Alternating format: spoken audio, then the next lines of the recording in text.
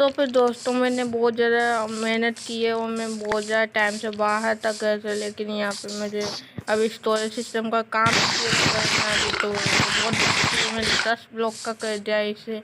और फिर मुझे अभी तो वो भेंट कहाँ से आई यहाँ पे, ये कैसे वाच यूएस गेमिंग मतलब मेरे वर्ल्ड में अभी तक कोई ये गेमिंग तो मुझे भी नजर रखते हो कभी कभी, मतलब ज्यादातर टाइम, मतलब समझ। मुझे पता ही नहीं था कि तुम मुझ पे नजर रखते। यहाँ पे मैं छोड़ूंगा नहीं।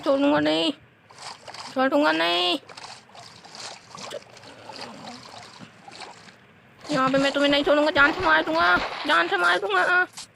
मुझे कहीं से खोदने की आवाज आती है लेकिन दिख नहीं रहे। यानी कि मुझे पे नजर रखते और फिर मुझे पे नहीं रखते ताकि मैं ज्यादा प्रोग्रेस ना कर सकूं।